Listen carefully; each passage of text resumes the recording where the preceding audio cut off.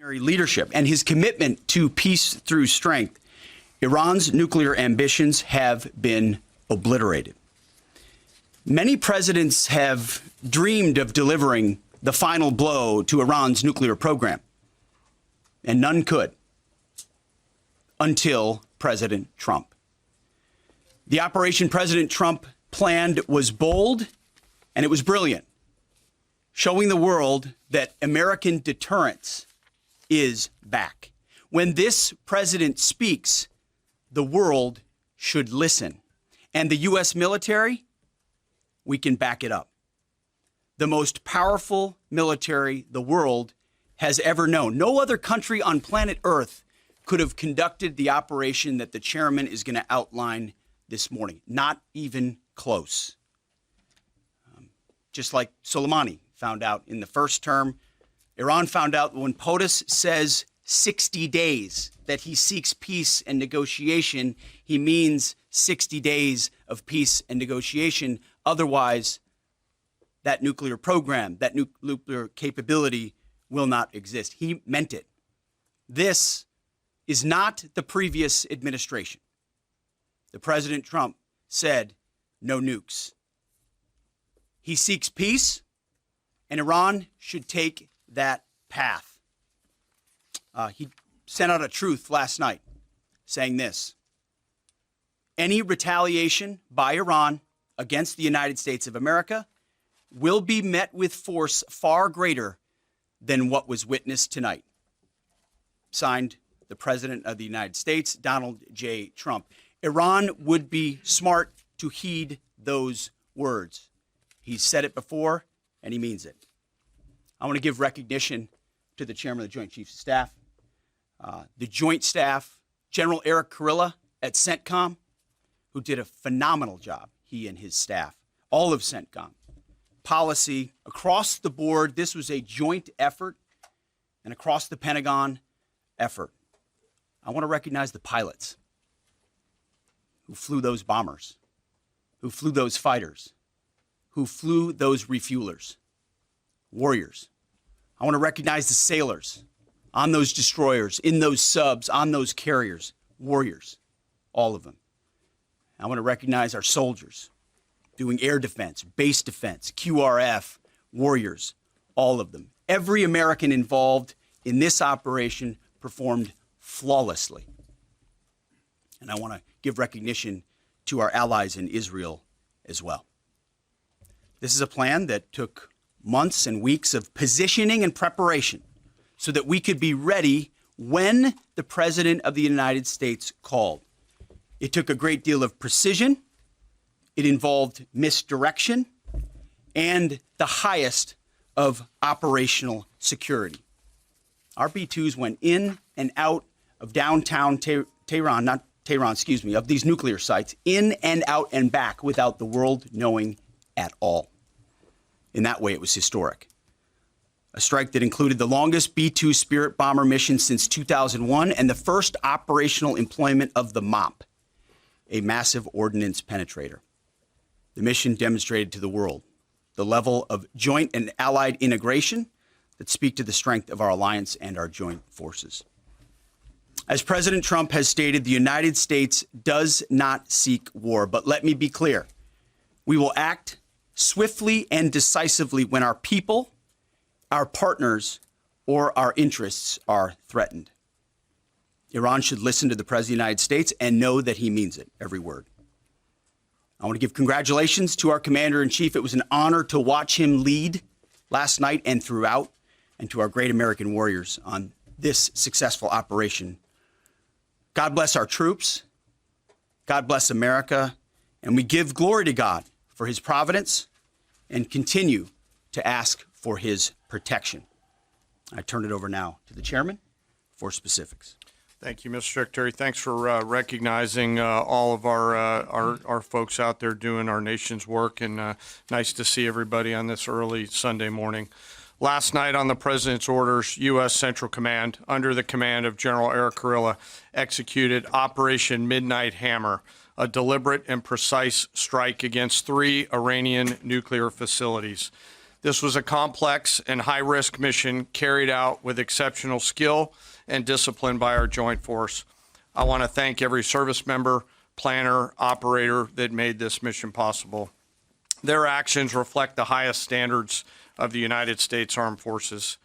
This operation was designed to severely degrade Iran's nuclear weapons infrastructure. It was planned and executed across multiple domains and theaters with coordination that reflects our ability to project power globally with speed and precision at the time and place of our nation's choosing.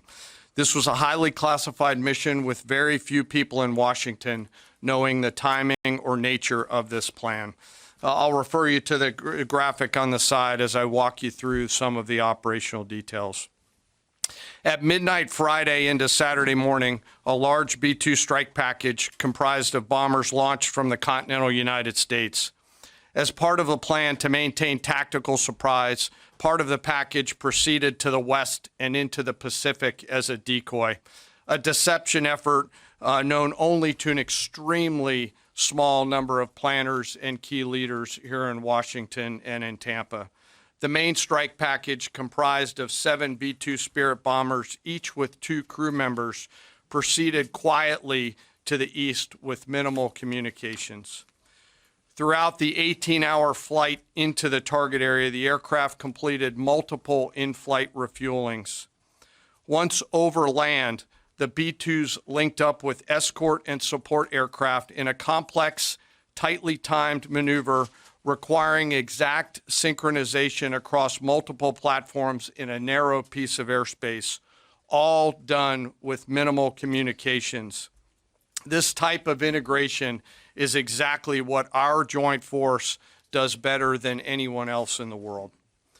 At approximately 5 p.m. Eastern Standard Time last night, and just prior to the strike package entering Iran, a U.S. submarine in the Central Command Area of Responsibility launched more than 24 Tomahawk land attack cruise missiles against key surface infrastructure targets at Isfahan. As the Operation Midnight Hammer strike package entered Iranian airspace, the U.S. employed several deception tactics, including decoys, as the 4th and 5th generation aircraft pushed out in front of the strike package at high altitude and high speed, sweeping in front of the package for enemy fighters and surface-to-air missile threats. The strike package was supported by U.S. Strategic Command, U.S. Transportation Command, U.S. Cyber Command, U.S. Space Command, U.S. Space Force, and U.S. European Command. As the strike package approached Fordow and Natanz, the U.S. protection package employed high-speed suppression weapons to ensure safe passage of the strike package, with fighter assets employing preemptive suppressing fires against any potential Iranian surface-to-air threats. We are currently unaware of any shots fired at the U.S. strike package on the way in. At approximately 6:40 p.m. Eastern Standard Time, 2:10 a.m. Iran time, the lead B-2 dropped 2 GBU-57 massive ordnance penetrator weapons on the first of several aim points at Fordow. As the president stated last night, the remaining bombers then hit their targets as well, with a total of 14 MOPs dropped against 2 nuclear target areas. All 3 Iranian nuclear infrastructure targets were struck between 6:40 p.m. and 7:05 p.m.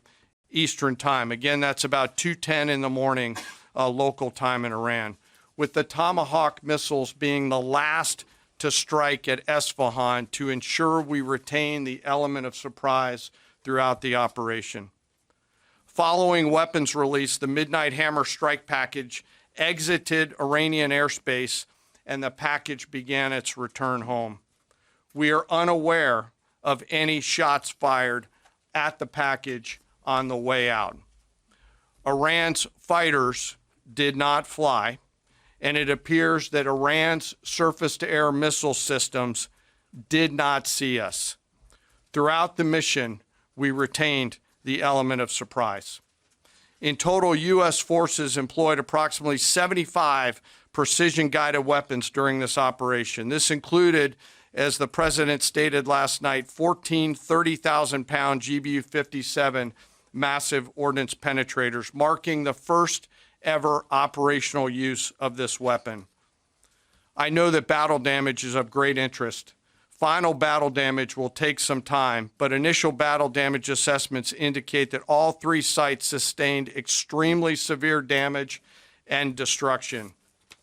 More than 125 U.S. aircraft participated in this mission, including B-2 stealth bombers, multiple flights of fourth and fifth generation fighters, dozens and dozens of air refueling tankers, a guided missile submarine, and a full array of intelligence, surveillance, and reconnaissance aircraft, as well as hundreds of maintenance and operational professionals. As the Secretary said, this was the largest B-2 operational strike in U.S. history and the second longest B-2 mission ever flown, exceeded only by those in the days following 9/11.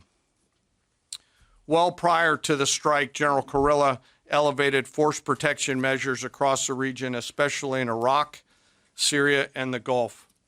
Our forces remain on high alert and are fully postured to respond to any Iranian retaliation or proxy attacks, which would be an incredibly poor choice. We will defend ourselves. The safety of our service members and civilians remains our highest priority. This mission demonstrates the unmatched reach, coordination, and capability of the United States military. In just a matter of weeks, this went from strategic planning to global execution.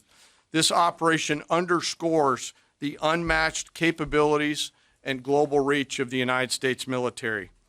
As the president clearly said last night, no other military in the world could have done this. I join the president and the secretary in being incredibly proud of the air crews, naval forces, cyber operators, planners, and support teams, and commanders who made this mission possible. It is their skill, discipline, and teamwork that makes this operation possible. I am particularly proud of our discipline related to operational security, something that was of great concern to the President, the Secretary, General Kurilla, and me, and we will continue to focus on this. As we stand here this morning, many assets are still airborne, and we have hundreds deployed. I ask that we keep our warfighters on their way home and our deployed service member in our thoughts. Our joint force remains ready to defend the United States, our troops, and our interests in the region. Thank you very much. We will take a few questions, Phil. Me? Yeah. So, is regime change off the table, Mr. Secretary? And to the chairman, you said. All right, that was Pete Hegseth and the U.S. military outlining